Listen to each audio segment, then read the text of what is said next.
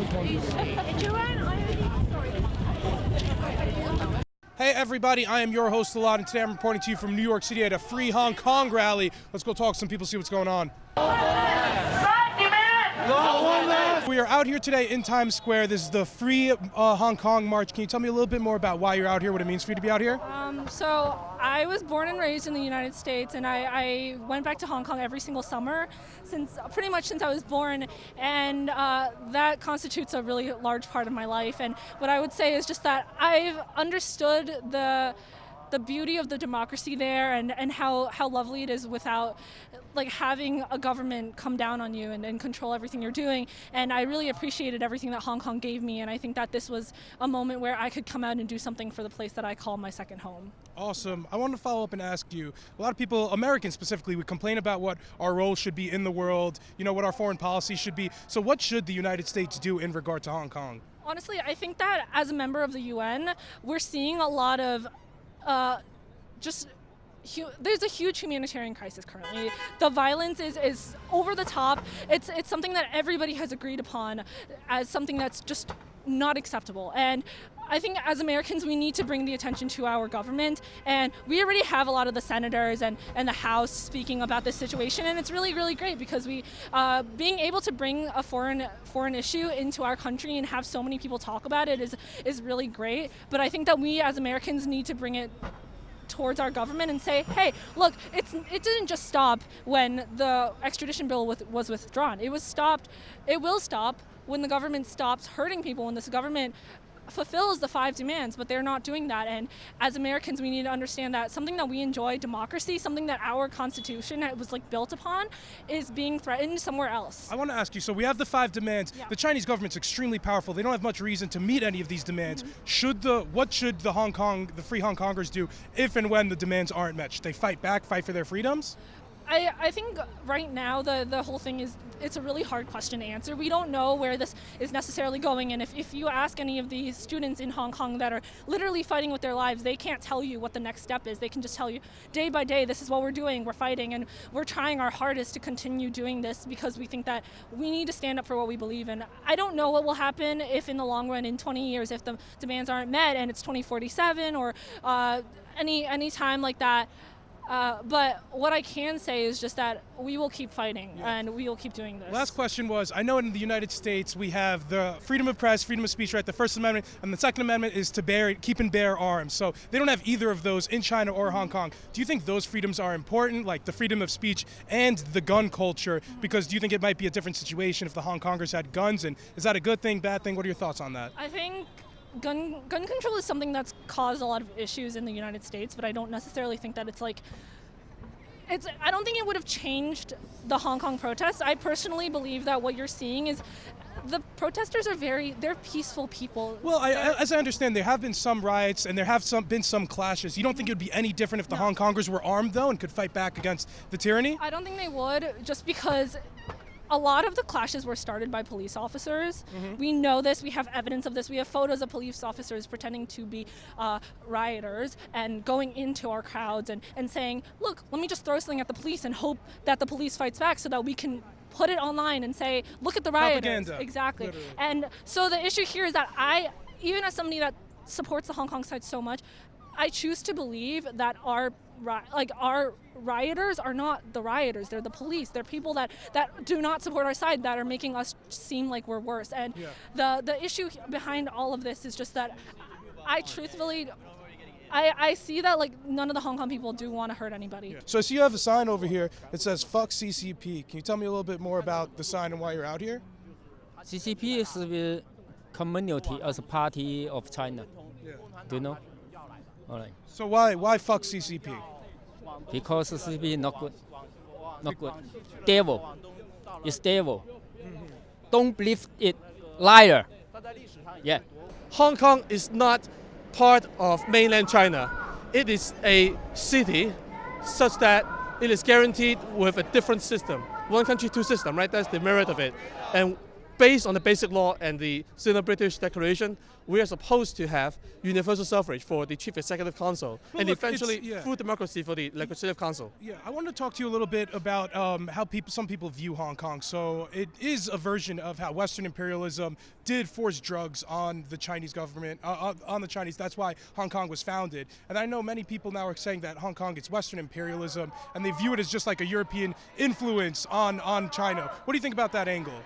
We don't think of that at all. Well, first of all, a lot of us are born and raised in the colonial society, and we understand that we didn't have full freedom back then, but British made a huge step forward to push for full democracy for Hong Kong, right? And also the policies that were put down by the British colonial government were leaning towards the people, wasn't about leaning towards the British government and benefit them, but the other way around.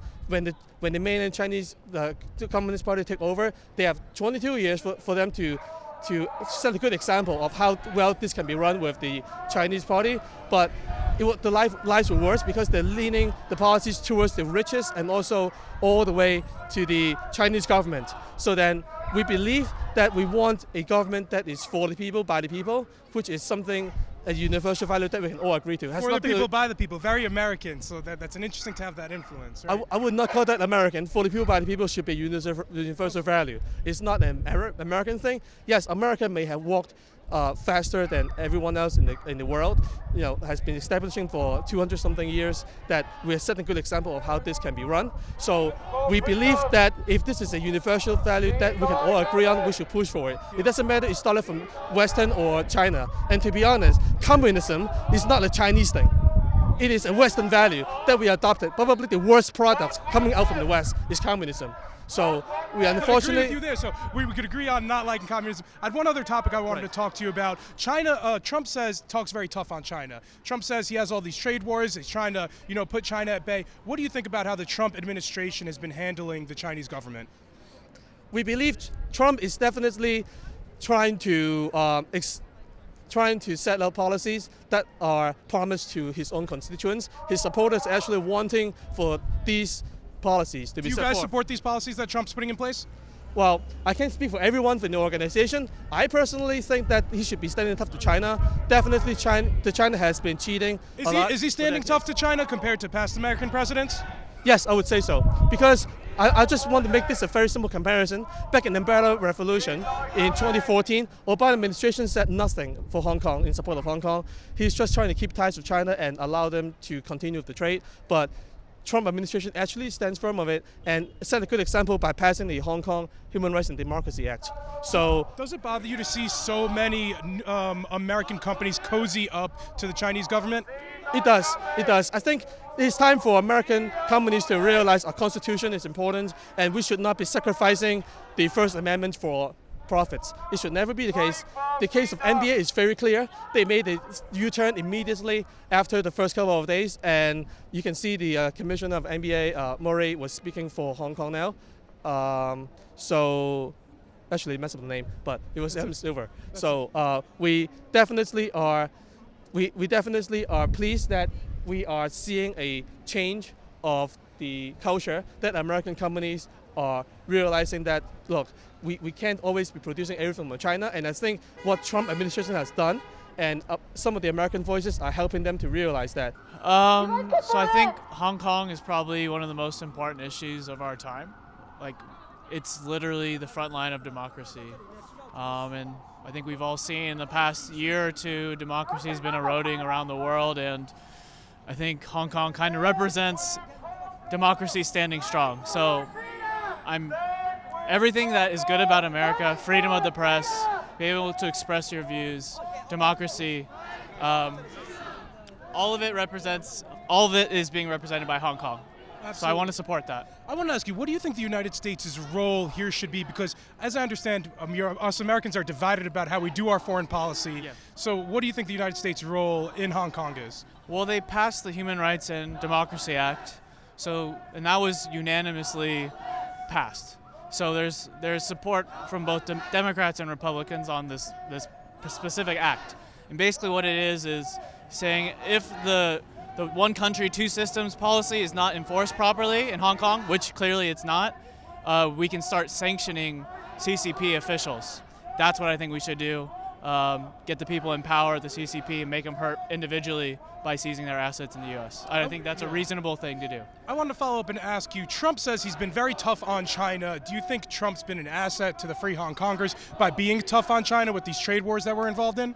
I gotta say it's probably benefited them, but they just signed a trade deal now. So, I mean, I think Trump, He talks tough on China, at the very least. He does. I would like to see him continuing to do that. Absolutely. So we want him to get involved in Hong Kong, but I know recently us Americans, we've had the Iran, things with Iran. Do you think we should be involved in Iran a little bit? I'm just trying to make a comparison.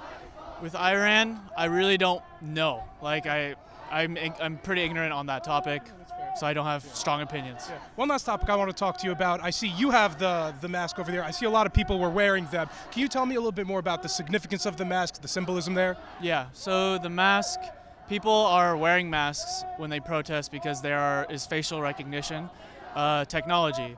And this could basically mean if you show up, support your right. I mean, it's not their right in Hong Kong right now, but if you show up at a protest, you could be identified later and jailed, fined.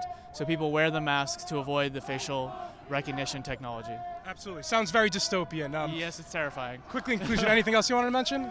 I just want to say if the Hong Kong people are watching this, that we support them. We will continue to stand with them. We're not backing down. Thank you so much for your time, sir. I really appreciate it. Thank you. So we're out here today in New York City. This is a part of a larger Free Hong Kong protest. Can you tell me a little bit more about why you're out here, what it means for you to be out here? Okay, we are a group of Hong Kongers that we group together to be care about Hong Kong, about the extradition bill, that all the movement and after. And since the U.S. Congress passed the Hong Kong Human Rights and Democracy Act, and then we are trying to push the concrete to voice out to let the Congress know that we support them, and we are focusing then see what they can do in the follow-up. Yeah, I wanted to ask. Many people critique Americans' foreign policy and getting involved in foreign affairs. Mm-hmm. So, do you think this is a good thing that America's getting involved with Hong Kong, trying to spread freedom there? I mean, we believe, and we believe that the democracy should be the universal suffrage for everywhere, no matter you are American, Asian, Chinese, or Indian, whoever you are. But we believe this is the right thing and the only true thing to be. People critique Hong Kong. They say it's leftover Western imperialism. Obviously, it was founded by the British, forcing drugs on the Chinese. So do you think that's it is a little bit of leftover Western imperialism, trying to spread what we call freedom, but to maybe from a Chinese perspective, it looks like really just Westerners trying to force their way on the Chinese. Is there any of that vibe? Well, if you're looking at what happened in China, all the innocent people who got punished or jailed by the Chinese government. Yeah. All the way back to Mao, and now still. Whatever it is, it's been continued for 50 years or even more. And just compare China with America, that you will see this is simple. Yeah. So could you tell me a little bit more about the abuses of the authoritarian Chinese government, the CCP there? It's a one-party system. There's no free press. There's obviously no weapons, no Second Amendment there. What other human rights abuses does the CCP commit? Why is the CCP so bad? Wow. For example, all the the freedom of speech, freedom of press, everything that we have, we can enjoy in America that they don't have in China, under the CCP administration. Yeah. Do you think free speech is extremely important? It is. It is. Absolutely, yes. So, for example, in here we can say whatever we want, but in China you can, be jailed, because you say anything or you publish anything in the internet. Mm-hmm.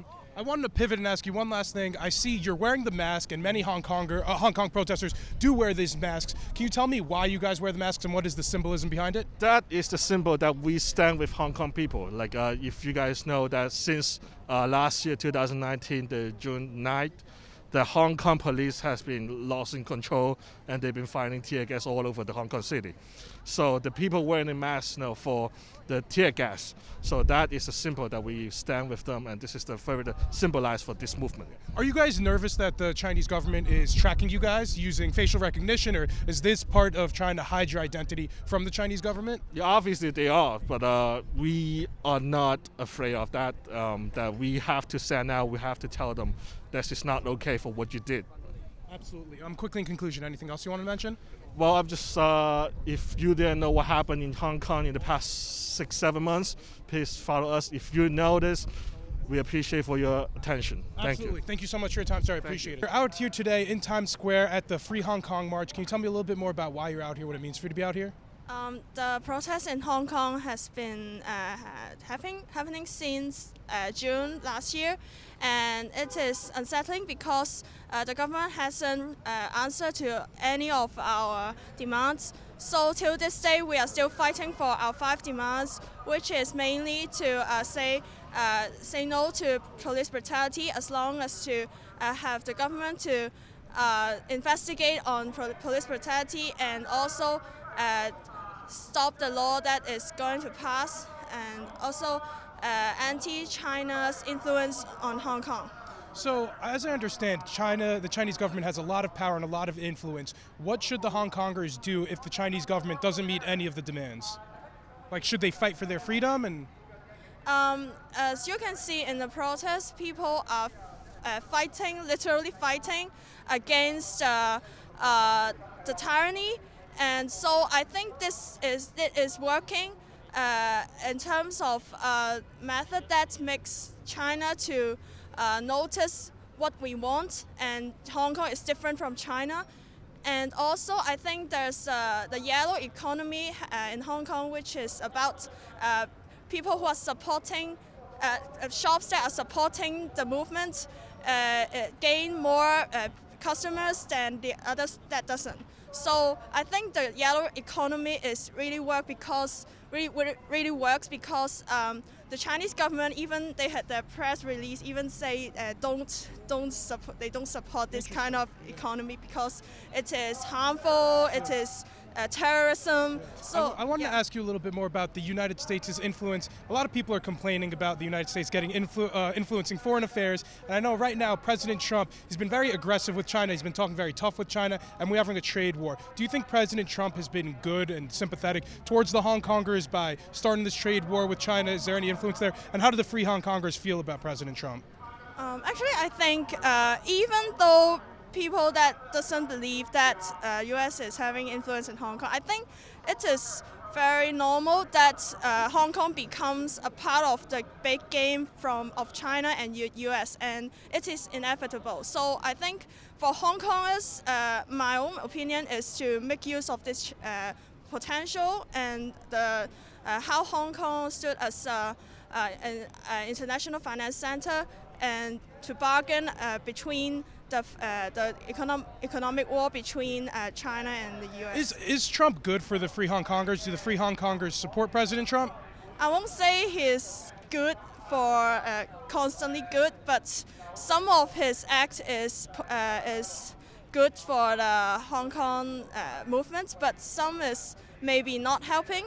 Okay. So I think just make use of the potential. I had one last question for you guys. I know a lot of the Hong Kong protesters wear the masks and they cover up, they wear black bloc. Can you tell me a little bit more about the symbolism behind the mask and how it's different than maybe how American protests dress up in black bloc?